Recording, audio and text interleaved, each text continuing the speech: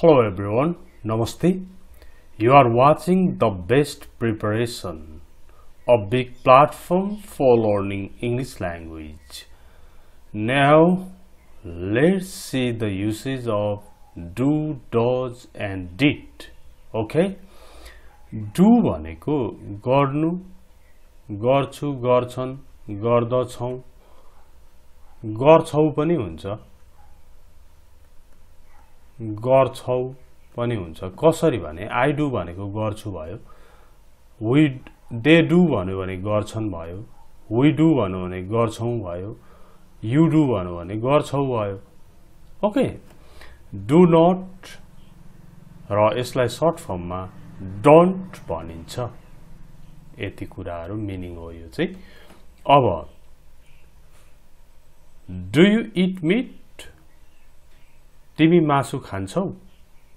तपाई मासु खानुहुन्छ? हजुर मासु खाइसिन्छ? सबै do you eat meat नै हो.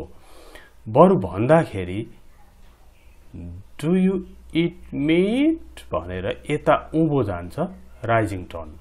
do you eat meat भनेर सोध्नु होला. अनि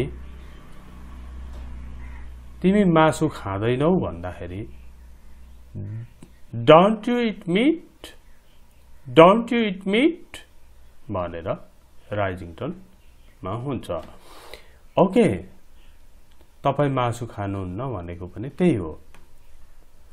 अब तिमी कहाँ बस्छौ भन्दा यो where do you live? Where do you live? Where do you live? पहिला फलिङ टर्न भयो. फेरि यो WH question where do you live? तिमी कहाँ बस्छौ?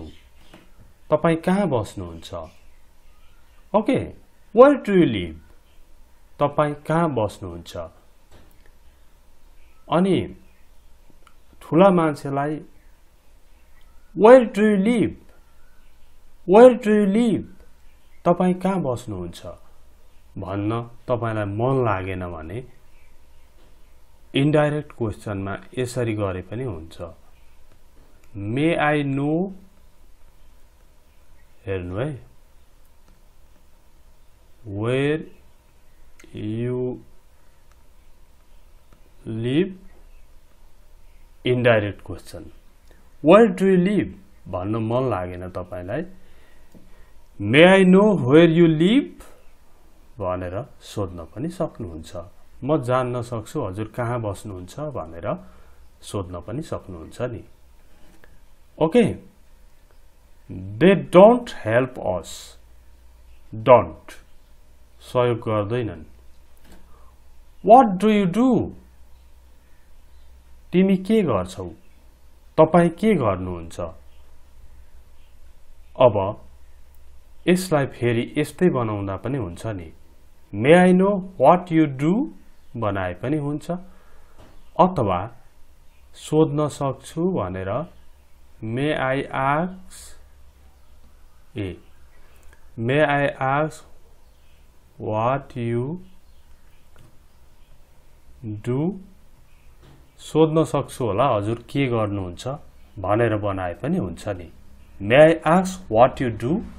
Okay, now let's see does.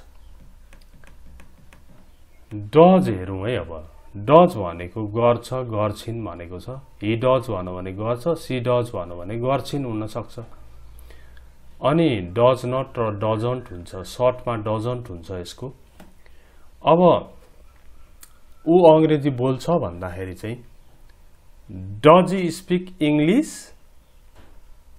Does he speak English? उ अंग्रेजी बोल्छ भनेको.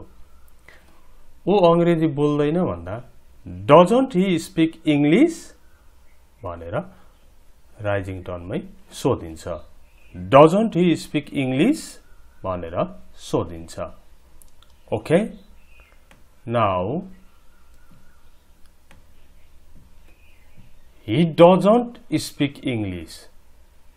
उ अंग्रेजी बोल्दैन. Where does he live? Where does he live? यो चाहिँ फलिङ टर्नमा हुन्छ. Where does he live? Where चाहिँ अलिक बढी जोड दिन्छ. Where does he live? ऊ कहाँ बस्छ? अब आयो did को पाली. Did भनेको गर्यो, गरे, गरे, गरिन् सबैसँग did लाग्ने भयो. त्यसो हुँदा मिनिङ पनि धेरै हुने भयो. गर्यो भन्दा he did भन्दा गर्यो, I did गरे, they did गरे, she did गरिन्, त्यस्तो हो. अनि यो didn't भन्छ या did not, यो didn't. यो didn't भनेको चाहिँ didn't भनेको गरेन भनेको. Did you understand? Did you understand? तपाईले बुझ्नु भयो? Didn't you understand? Didn't you understand? तपाईले बुझ्नु भएन?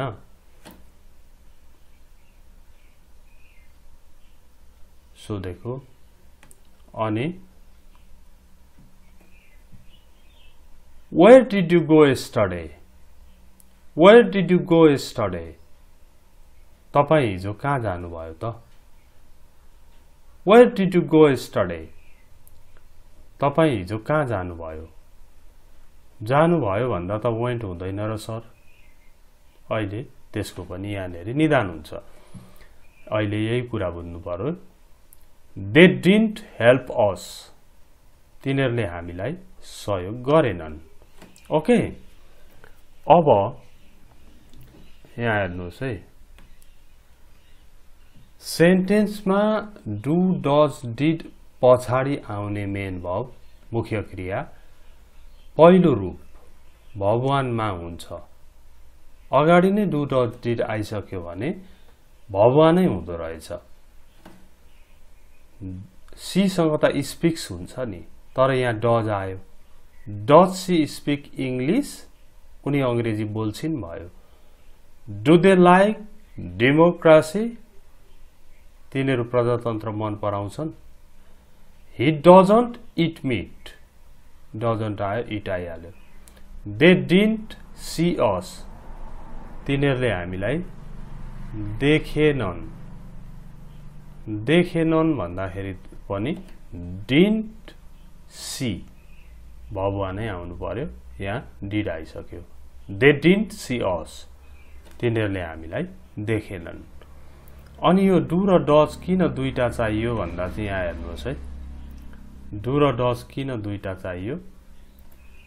अब I, we, you, they, the boys, Ram and Hari यस्ता यस्तासँग डु लाग्छ. जस्तो the boys don't smoke, do the boys smoke यस्तो हुन्छ. अनि टेबल 2 मा ही, सी, द बोय जस्तासँग चाहिँ डज आउँछ अथवा डजन्ट हुन्छ. जस्तो एकजना बुझाउनेसँग the boy doesn't smoke, does the boy smoke यसरी प्रयोग हुन्छ. र तपाईले यो च्यानललाई नि अलिक बढी यसो तपाईले पनि केही हेल्प गर्नु पर्यो. भिडियोहरु शेयर गरिदिनु पर्यो है. लाइक कमेन्टहरु गरिदिनुहोस्. अनि तपाई इंग्लिश लर्निङ होममा जानुभएको छ? ELH भनेर युट्युबमा खोज्नुहोस्. English learning home. यसमा युनिट 1 देखि पढाइ भइरहेको छ. यो च्यानलमा पनि गएर हेर्नु होला, सब्स्क्राइब गर्नु होला. Thank you very much for watching this video. See you next time.